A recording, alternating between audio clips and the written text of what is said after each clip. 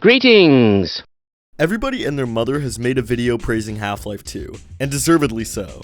Half-Life 2 has basically won every single award in the books. It turned Valve from a pseudo-indie studio to one of the biggest companies in the gaming industry, and serves as the foundation of so many incredible games. But I thought it would be better if I exposed this game for what it truly is. Half-Life 2 is ass! All because of garbage takeout carton 001A.MDL. It's no secret that the Half-Life fandom is a little devoid of things to discuss, but with the potential next installment around the corner, I thought now is as good a time as any to really nitpick Half-Life 2. Now, I've heard many a theory and discussion about this completely insignificant garbage prop in a single level of Half-Life 2, but it's genuinely baffling. Half-Life 2 takes place in a pretty dark timeline. City 17 has not only been overrun by aliens, but also by alien space dictators called the Combine. See, while Gordon Freeman was napping for 20 years after killing a giant floating evil space version of Gabe Newell's son, every single military force was wiped, and the Earth was just taken over. All of this to say, humanity not doing so well. The remaining humans are being artificially sterilized by the suppression field.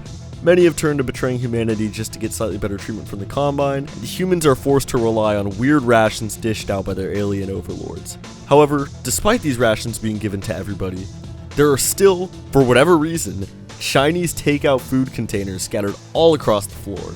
In a game usually so attentive to its environments and world building, why would Chinese takeout containers be scattered around an alien police state? What were they thinking? And that makes 2 AVGN jokes in one episode. Let's put a little counter in the bottom left, see how many I can make. So, Mold Bun already made a great video analyzing the diets of the residents of City 17, but he doesn't really go in depth on the subject. So, my goal today is to give a satisfying answer as to why there are so many of these Chinese takeout containers in City 17. I'm going to start by eliminating the most obvious solution to this, that the Chinese food is simply some pre-war remnant. I don't know how many of you have had some true authentic Chinese takeout, but that is greasy. It barely survives 3 days in a fridge. And you want to tell me this stuff is surviving 20 years in the street? Okay, with that out of the way.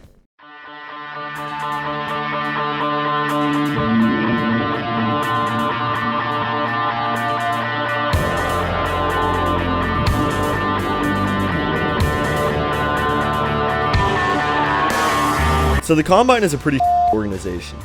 They've sterilized everybody, they're starving everybody, you know, you're not even allowed to have sex. It's no wonder why everybody hates Dr. Breen.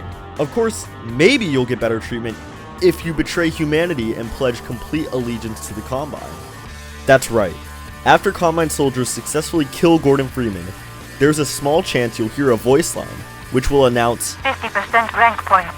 So what if the Chinese food containers are just rewards for these rank points? Here's the thing.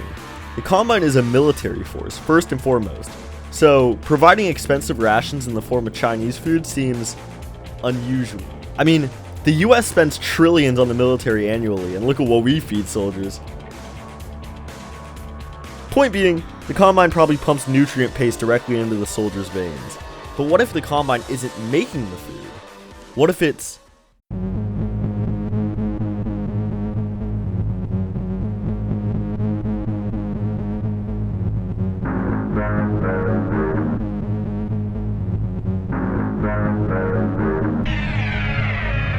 Back in 1882, President Chester A. Arthur signed the Chinese Exclusion Act into law, limiting the number of Chinese immigrants allowed into the United States. This limit excluded merchants, who were looking to sell goods. This loophole led to an absurd influx in not only Chinese immigrants, but also Chinese restaurants. Chinese takeout restaurants would not only go on to survive the Great Depression, but also 2 world wars. Chinese restaurants have been through a lot. That being said, I don't think any Chinese restaurants survived the 7-hour war. I mean, like look at this, dude. Nobody's surviving this.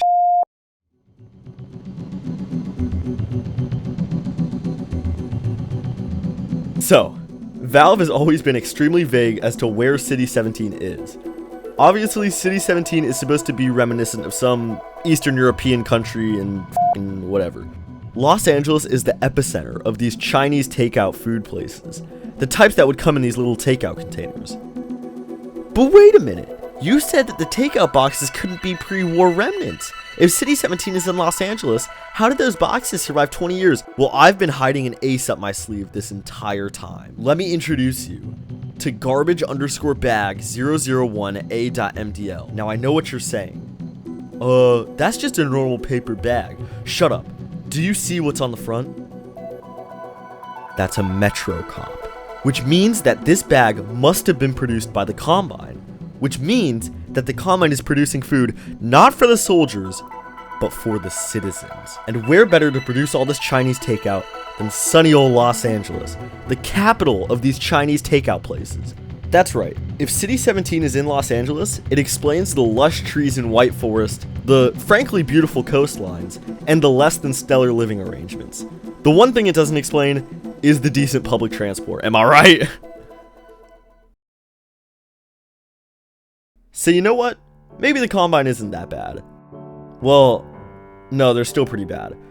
You know, you may not be able to have children, your every moment's being monitored, everything will be taken from you at the first sign of defiance, Earth's natural resources are being plundered, humans are being disfigured and enslaved, but Chinese food is pretty good.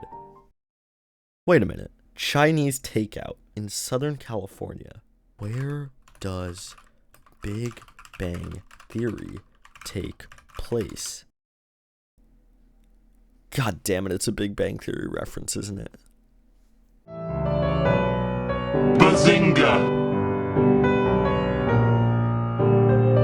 So I'm gonna turn it down. But I'm a little warm, so... What was that?